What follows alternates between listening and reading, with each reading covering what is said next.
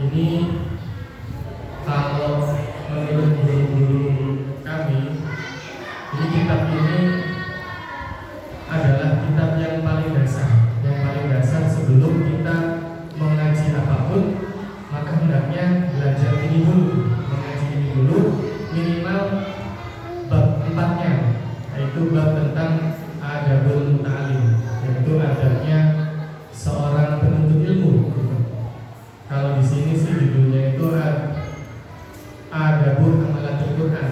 Jadi at-tibyan fi adab hamalatul Quran. Jadi ini penjelasan tentang adab para penghafal Al-Quran. Tapi sebenarnya ini juga bukan sekedar untuk para penghafal Al-Quran, tapi juga semua penuntut ilmu itu sebenarnya wajib ngaji ini dulu, wajib ngaji adab dulu, supaya nanti ketika mengkaji ilmu yang lain itu bisa lebih matang dan diharapkan nanti ilmunya bisa lebih bermanfaat. Dan maka nanti kita akan mengawalinya dengan mengaji adab. Baik, untuk mempersingkat waktu kita langsung aja ya. Bismillahirrahmanirrahim.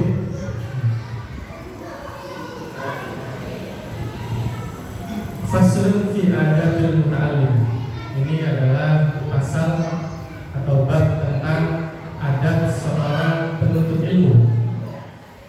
Kenapa penting sekali belajar adab? Karena hanya dengan adablah ilmu itu akan terasa manfaatnya. Jadi kalau kita belajar ilmu tapi tidak belajar adab, ditakutkan nanti ilmunya itu tidak bermanfaat. Nanti kita tidak bisa memetik manfaat dari apa yang kita pelajari. Wa min adabihi, di antara adab para penuntut ilmu, kata Imam Nawawi, yang pertama adalah ayyajtani bal asbaba asyamilata an tahsil, yaitu hendaknya para penuntut ilmu itu menghindari hal-hal yang menyibukkan dirinya selain menuntut ilmu. Jadi jangan sampai ada kesibukan-kesibukan lain yang mengganggu dia sehingga konsentrasinya dalam menuntut ilmu itu terganggu. Artinya berarti ini harus fokus, perhatiannya harus fokus, jangan sampai sibuk dengan hal lain selain menuntut ilmu itu sendiri. Illa sababan la budda minhu lil hajah, kecuali memang ada hal-hal atau sebab yang memang sangat urgent sekali, sangat penting. Kalau misalkan contoh kecilnya, misal kita dalam satu majelis ilmu, nah hendaknya kita tidak melakukan hal-hal yang bisa merusak konsentrasi. Misalkan yang ngobrol, yang melakukan kegiatan lain, bermain apapun gitu, yang bisa mengalihkan perhatian dia dari menuntut ilmu, nah itu hendaknya dihindari. Kecuali memang ada hal-hal atau sebab-sebab yang tidak bisa dihindari. Misalkan pengen WC, kamar mandi, buang air besar, buang air kecil, nah itu memang tidak bisa kita hindari. Ya itu nggak apa-apa, izin dulu, baru kemudian ke kamar kecil. Tapi selain itu, selain hal-hal yang memang tidak bisa kita hindari, maka sebaiknya jangan kita lakukan. Goyang bagi ayyutuh birokol bahu minal anas. Nah, juga ini yang sangat penting. Kata Imam Nawawi, seharusnya dianjurkan bagi para penuntut ilmu itu menyucikan hatinya dari kotoran-kotoran hati. Nah, para penuntut ilmu hendaknya menyucikan hatinya dari kotoran-kotoran hati. Apa itu kotoran hati? Kotoran hati itu pertama bisa sombong, iri, dengki, dendam, apalagi ujub, merasa bangga diri. Kemudian ada lagi berbagai macam hal. Intinya hal-hal yang bisa mengotori hatinya. Nah, itu harus dihilangkan dulu, Jangan sampai ketika kita menuntut ilmu, misalkan kita masih ada rasa dendam dengan seseorang, ada rasa benci dengan seseorang, entah itu dengan tetangganya, entah itu dengan saudaranya, atau mungkin ayah ibunya, atau dengan anaknya, dengan mertuanya misalkan. Nah, ini harus dihindari dulu, dibersihkan dulu hatinya. Jangan sampai itu masih ada ketika kita menuntut ilmu. Nah, seandainya hal-hal itu masih ada di hati kita ketika kita menuntut ilmu, maka nanti ilmunya susah masuk. Karena kata para ulama, yatibul qalbu lil ilmi kama tatibul ardi lizirabah. Hati yang bersih ketika menerima ilmu itu seperti tanah yang subur bagi pertanian. Tanah yang subur bagi pertanian. Nah, itu artinya semakin bersih hatinya, maka akan semakin bermanfaat ilmunya. Ibaratnya kalau tanah yang subur, dia ditanami apapun pasti bagus tumbuhnya. Nah, tapi kalau tanahnya tidak subur, tanahnya gersang, mau bibitnya sebagus apapun bibitnya, kemudian sehebat apapun orang yang menanamnya, sepandai apapun insinyur pertaniannya, kalau misalkan tanahnya itu gersang, ya hasilnya nggak maksimal. Nah, tapi kalau tanahnya subur, meskipun bibitnya biasa aja, mungkin yang menanam juga biasa aja, tapi karena tanahnya subur, maka hasilnya maksimal. Tanamannya pun tumbuh baik, tumbuh subur. Nah, seperti itulah hati. Ketika hati itu bersih dari sombong, tidak selalu merasa benar sendiri, tidak merendahkan orang lain, tidak dendam kepada orang lain, tidak membenci orang lain, tidak iri, tidak dengki, tidak ada hasad di hatinya. Nah, jika kita sudah bisa demikian, maka insya Allah nanti ilmu yang masuk itu seperti tumbuhan yang subur, manfaatnya akan terasa. Nah, maka ini harus menjadi introspeksi buat kita. Kalau misalkan kita merasa, wah saya udah sering ngaji, sering hadir di majelis ilmu, sering sholawatan, sering zikiran, tapi kok rasanya berlalu begitu saja gitu, misalnya. Nah, coba dicek gitu. Kayaknya ada yang salah dengan hatinya. Jadi bukan ilmunya yang salah, bukan kiainya yang salah, bukan ustadznya yang salah, tapi mungkin hati kitanya nih belum siap menerima ilmu. Jadi hati juga perlu dipersiapkan. Jadi bukan sekedar hadir di majelis ilmu. Memang meskipun tetap berpahala, tapi nanti tidak maksimal karena manfaat ilmunya tidak tumbuh dengan baik. Yang seharusnya ketika dia mendapat ilmu, tangannya bisa terjaga, nah akhirnya ilmunya hanya nyampe di otaknya misalkan, nggak nyampe ke hati. Akhirnya dia cuma paham, tapi tidak bisa melaksanakan. Ini juga masalah. Ilmunya cuma nyampe di otak, tapi nggak nyampe ke hatinya. Sehingga dia tahu, ilmunya tahu A, B, C, D, E. Tapi prakteknya berat gitu, susah gitu. Kadang malah nggak dipraktekin. Nah, ini bisa jadi ilmunya belum sampai ke hati. Nah, maka itu perlu dibersihkan dulu hatinya. Jadi hati itu perlu disiapkan. Nah, caranya ya tadi harus dibersihkan dari berbagai macam penyakit hati.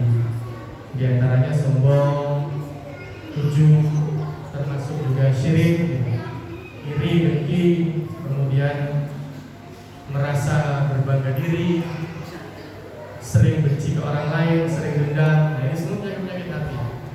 Ini harus dibersihkan, dihilangkan. Jadi jadilah hamba yang pemaaf. Karena hamba yang pemaaf itu justru itu salah satu hamba yang sangat disayang oleh Allah Subhanahu wa taala. Jadi kalau di Al-Qur'an kan Mathalul jannah wasari'u ila magfiratin min rabbikum wa jannatin arduhas samawati wal ard uiddat lil muttaqin. Bersegeralah kalian dalam bertaubat kepada Allah, karena Allah telah menyiapkan surga seluas langit dan bumi. Iddat lil muttaqin, dipersiapkan untuk orang-orang yang bertakwa. Siapa mereka? Alladzina yunfiquna fis sarra'i wad dharra'i wal kadhimina al-ghaidha wal 'afina 'anil nas. Jadi orang-orang yang takwa itu cirinya salah satunya pertama dia senantiasa berinfak atau membantu orang lain fis sarra'i wad dharra, meskipun baik itu dalam keadaan susah atau senang.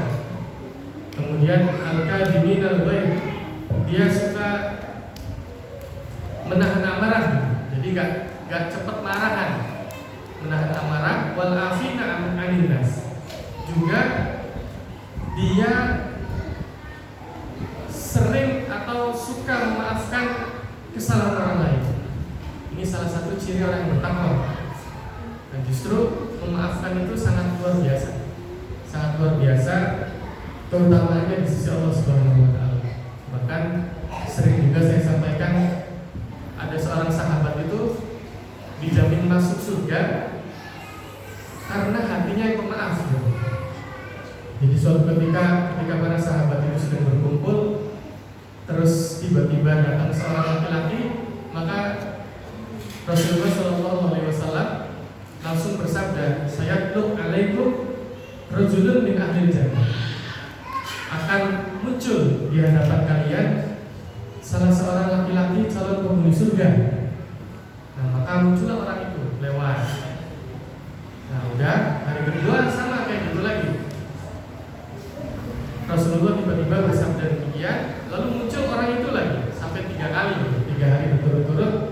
Nah, akhirnya para sahabat penasaran, ini apa nih rahasianya kok orang ini dia sampai dikatakan jadi calon penghuni surga, padahal orangnya masih di bumi, masih di dunia, tapi sudah divonis oleh Rasulullah ini orang calon penghuni surga. Nah, ini kan sesuatu yang luar biasa sekali.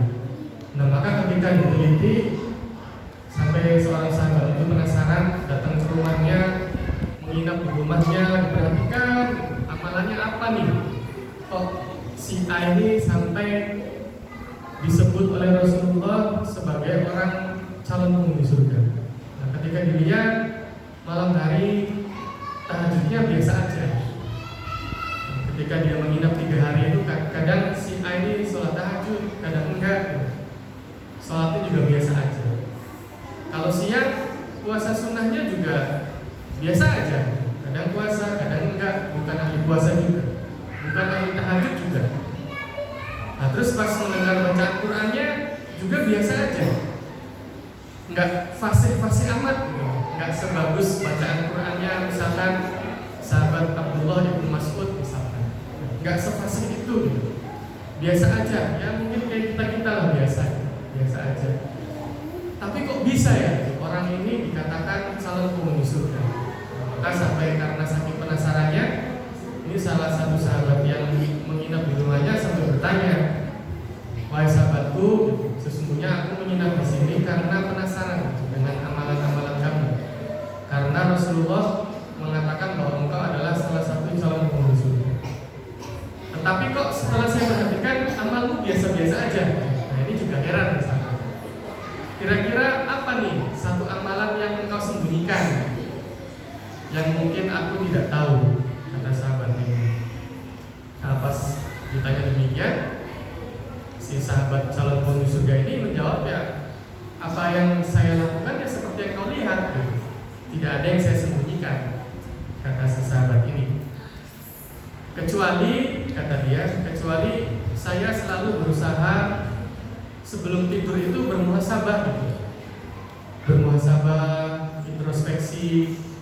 Nah, kalau dia menemukan ada misalkan orang yang menyakiti hatinya, gitu, baik itu sengaja atau enggak sengaja, meskipun orang itu belum minta maaf, dia sudah berusaha memaafkan. Ya Allah, saya maafkan si fulan. Ya Allah, saya maafkan si fulan. Ya Allah, saya maafkan si fulan. Nah, ternyata justru itulah gitu. Amalan itulah yang menjadikan dia itu sangat mulia di sisi Allah Subhanahu wa taala. Nah, justru hati yang pemaaf itu nilainya sangat tinggi di sisi Allah Subhanahu wa Ta'ala. Jadi di samping sholatnya, puasanya, tentunya yang wajib ya tetap wajib harus dilaksanakan. Nah di samping itu dibarengi dengan hati yang pemaaf, dia tidak mendendam ke orang, tidak membenci orang, pemaaf. Ternyata itu amalan yang sangat diterima di sisi Allah Subhanahu wa Ta'ala. Isanya berapa? Berapa menit lagi ya? Masih ada waktu ya. Intinya itu, jadi dibersihkan dulu hatinya, dibersihkan dari penyakit-penyakit hati, dan berusahalah selalu kita menjadi hamba yang pemaaf. Mungkin saja sholat kita biasa aja, puasa kita juga ya masih begitu-begitu saja, bacaan Quran kita juga mungkin masih begitu-begitu saja, belum fase amat, mungkin belum sebagus Kang Ustaz Didi gitu kan. Kita masih biasa-biasa aja. Tapi jika hati kita murah memaafkan orang lain, nah bisa jadi itu yang akan membuat puasa kita itu bernilai sangat tinggi di sisi Allah, sholat kita bernilai sangat tinggi di sisi Allah, dan amalan-amalan soleh kita yang lain bernilai sangat tinggi di sisi Allah.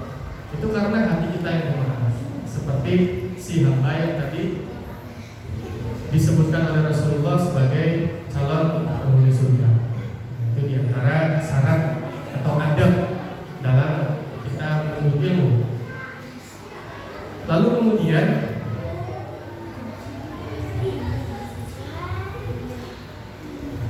wa yanbaghi ay yatawadda min mu'allimihi wa yata'addaba ma'ahu wa in kana asghara minhu sinnan wa aqallu syahratan wa nasaban wa sholatan.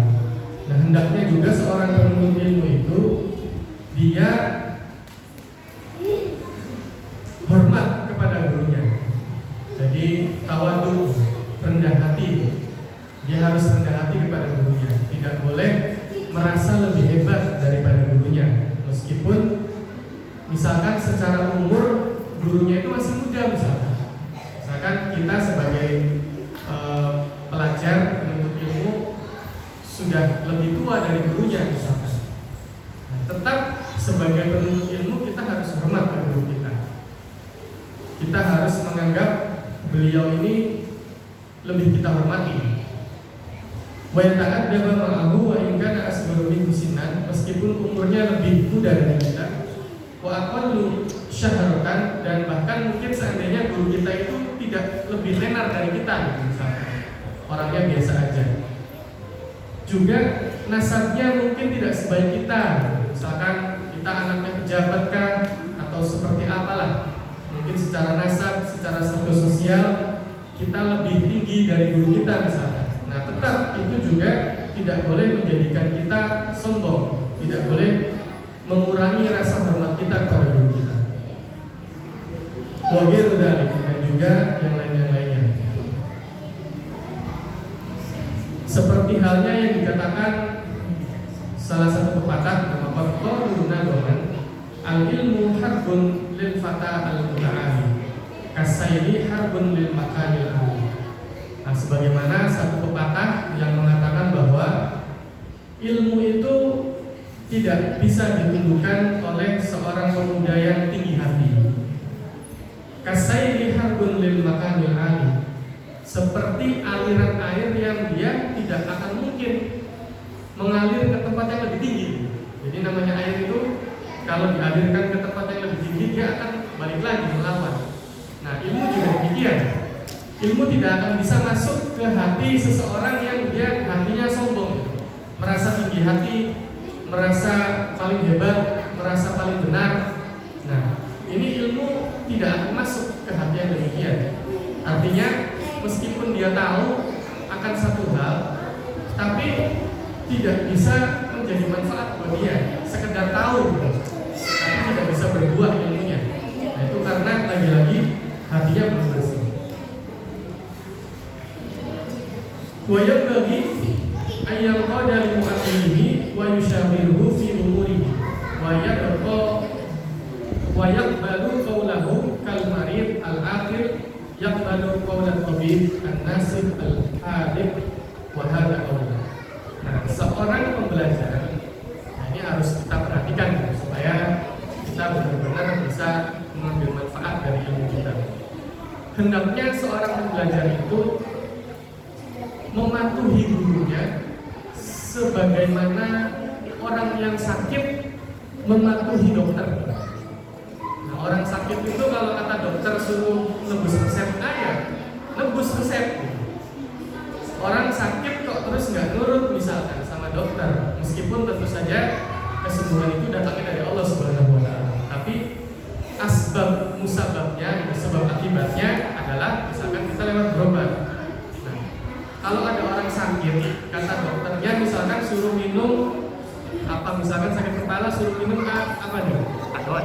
Nah, yang benar misalnya Paramek apa Nadol kali apa lagi. Terus dia nggak mau saya mau minumnya apa misalkan pas kali masih mikir ya, misalkan obat sakit perut minumnya ya nggak sembuh sakit kepalanya, intrastop misalkan atau apapun lah, atau justru misalkan saya sih minum kopi aja lah ntar juga sembuh, ya silakan. Iya, minumnya Alpana, ini lebih parah lagi kan, minumnya Alpana. Nah ini kalau orang sakit kok nggak mau nurut nasihat dokter, ya nggak bakal sembuh sakitnya ibaratnya, nggak bakal sembuh. Nah maka seorang murid, seorang pelajar hendaknya demikian. Kalau kata gurunya, Anda harus menghafal ini, misalkan Anda harus mempelajari ini, ya kita harus nurut, kita kaji ini. Kalau misalkan kamu harus mengamalkan A, B, C, D, ya kita amalkan semampu kita. Jangan kemudian malah malas, malah kemudian tidak mau melaksanakan perintah gurunya. Nah, ini berarti seperti orang yang sakit tapi nggak mau nurut sama nasihatnya dokter. Ini jangan sampai kita demikian. Karena kata syair juga, jadi innal mu'allima wat tabiba kilahuma lam yansahani idahuma lam yukroma. Sesungguhnya seorang pengajar dan seorang dokter, ini lagi-lagi pengajar ini disamakan dengan dokter. Seorang pengajar dan seorang dokter, seandainya keduanya tidak dihormati, artinya tidak ditaati perintahnya, lam yansahani, mereka tidak akan bisa memberi nasihat, ataupun nasihat mereka tidak akan bermanfaat. Waqna bijahdika in jafauta, waqna bijahdika in jafauta mu'alliman, maka rasakanlah kebodohanmu seandainya engkau tidak mau menaati seorang guru, tidak mau menaati seorang pengajar. Begitu pula seandainya kita tidak mau menaati dokter, ya berarti kita siap-siap harus merasakan sakit, siap-siap harus merasakan sakit yang berkepanjangan. Nah, kalau dokter nggak ditaati, berarti kita siap-siap sakit berkepanjangan. Ibarat kata sebab akibatnya seperti itu. Nah, kalau seorang murid nggak mau nurut sama gurunya, ya siap-siap dia akan merasakan kebodohan yang berkepanjangan. Ibaratnya seperti itu. Selagi gurunya itu tidak memerintahkan atau tidak menuntut hal-hal yang melanggar syariat, ya, sebaiknya dituruti. Tapi kalau misalkan gurunya memerintahkan hal-hal yang melanggar syariat, ya jangan, tidak harus dituruti. Seandainya permintaannya itu melanggar syariat, tapi seharusnya kalau seorang guru ya nggak mungkin lah kalau memang guru itu betul-betul menghendaki kebaikan untuk murid-muridnya. Saya yakin tidak mungkin meminta sesuatu yang di luar sesuatu yang bertentangan dengan syariat Islam.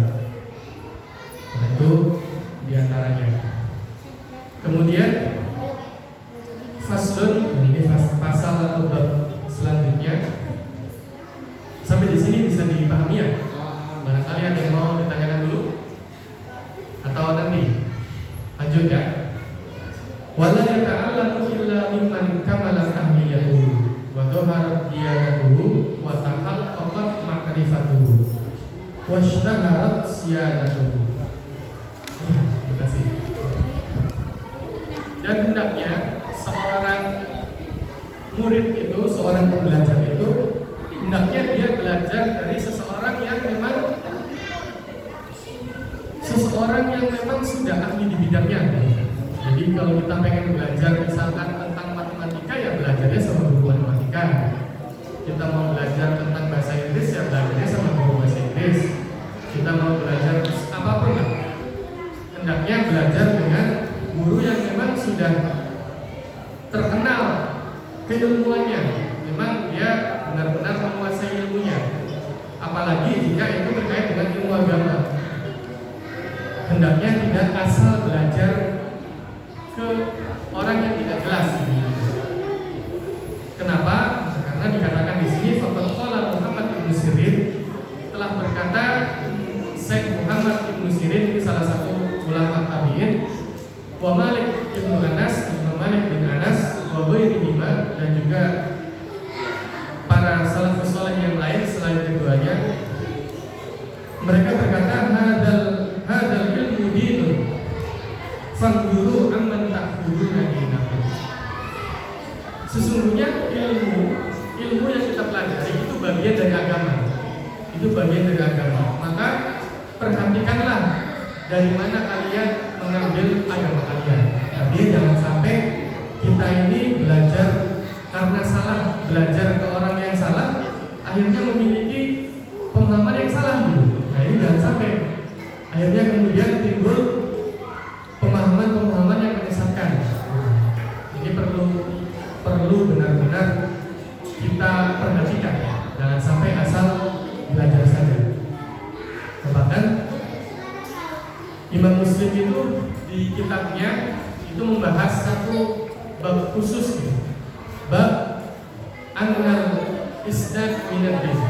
Jadi menyadarkan ilmu itu bagian dari agama. Annal isnad minad din. Artinya kita ini hendaknya tahu silsilah keilmuan guru kita, itu hendaknya tahu. Misal kita belajar sama Kiai A, Kiai kita ini dulu belajarnya kemana? Itu orang-orang dulu selalu memperhatikan itu. Ketika mereka belajar itu sama Kiai A, nah itu tahu nanti silsilah ilmunya, guru-gurunya kiainya itu tahu. Kayak misalnya Imam Nawawi itu belajarnya ke siapa itu, rata-rata murid-muridnya tahu. Guru-gurunya Imam Nawawi itu siapa aja, ini atasnya siapa, nah nanti sampai nyambung ke Rasulullah. Jadi kalau sudah nyambung ke situ, insya Allah ilmunya nggak sesat. Yang ditakutkan itu karena kalau kita belajar ngasal, nggak tahu sandarannya, dan akhirnya banyak terjadi pemahaman-pemahaman yang menyesatkan. Nah ini jangan sampai terjadi, sehingga nanti timbulnya adalah perpecahan. Semakin banyak ilmu bukannya semakin mencerahkan, malah akhirnya bikin ruwet. Nah jangan sampai seperti itu. Bertambah ilmu seharusnya seseorang itu semakin mendamaikan gitu, bukan malah mencerai-berai. Kalau kemudian ilmunya bertambah terus malah mencerai-berai, nah ini perlu dipertanyakan gitu. Apa yang salah gitu? Apakah dianya yang salah pemahamannya, ataukah yang salah ilmu yang dipelajarinya? Nah, maka perlu sekali kita memperhatikan dari mana kita mendapatkan ilmu. Wa alaihi ayyadura ila mu'allimihi bi ainil ihtiram. Nah, hendaknya seorang pelajar itu, seorang penuntut ilmu itu melihat kepada gurunya dengan penuh hormat. Artinya memperlakukan gurunya dengan penuh hormat. Sampai di sini ada satu kebiasaan para ulama dulu. Wa kana ba'dal mutaqaddimin idza dhahaba ila mu'allimihi tasaddaqa bi syai'in. Ini salah satu adab ini yang perlu kita perhatikan. Jadi orang-orang alim dulu, para ulama kalau mereka ingin pergi menuntut ilmu menemui gurunya. Nah, kalau guru mau ngaji itu datang ke guru, misalkan gurunya di mana ya dia datang ke sana. Nah, datang ketika para ulama itu ingin menuntut ilmu mendatangi gurunya, hal pertama yang dilakukan itu bersedekah dulu. Sedekah, tasaddaqu bisyai'in. Sedekah dulu. Nah, setelah sedekah mereka berdoa, Allahumma astur aiba mu'allimi anni wala tubhid barakata ilmihi minni. Ya Allah, tutuplah aib guruku dariku. Nah, ini luar biasa. Ya Allah, tutuplah aib guruku dariku wala tubhid barakata ilmihi minni. Dan jangan engkau ambil berkah ilmunya dariku. Artinya berkahilah ilmu guruku itu ke saya. Jadi jangan sampai engkau ambil berkah ilmu guruku dariku. Nah, ini doanya seperti itu. Orang ulama-ulama terdahulu itu seperti itu. Saking hormatnya sama gurunya, sampai-sampai mereka nggak mau, nggak pengen tahu aib gurunya. Bahkan memohon sama Allah supaya dia ditutupi dari aib gurunya, supaya nggak pengen tahu aib gurunya sekecil apapun. Ini luar biasa. Sementara kadang kita malah sebaliknya, kadang guru kita diomongin sendiri, digibahin, keburukannya dibicarakan lebih bilang. Seharusnya tidak demikian. Bahkan pengen tahu aja tuh enggak, harusnya seperti itu. Bahkan kita harus meminta sama Allah supaya Allah tidak membuka aib gurunya, tidak membuka aib guru kita di depan kita. Itu harusnya seperti itu. Nah, kenapa demikian? Karena ini sangat penting. Karena orang itu kalau sudah tahu sedikit saja aib orang, apalagi aib gurunya misalkan, itu pasti akan mempengaruhi rasa hormat dia. Itu akan mengganggu rasa hormat dia ke guru. Pasti, itu pasti. Karena orang itu kalau sudah melihat keburukan sedikit aja, yang dilihat tuh ya itu terus gitu. Meskipun sebenarnya gurunya sangat baik, sangat mulia, sangat alim, sedikit saja keburukan yang dimiliki, terus kita tahu, nah biasanya justru keburukan itu yang tampak di mata kita ya. Nah, akhirnya itu nanti akan mempengaruhi rasa hormat kita ke guru kita. Ya, logikanya misalkan kita punya barang mewah, lecet sedikit saja, itu biasanya yang dilihat itu lecetnya. Terus misalkan punya motor baru, masih bagus gitu kan, aduh lecet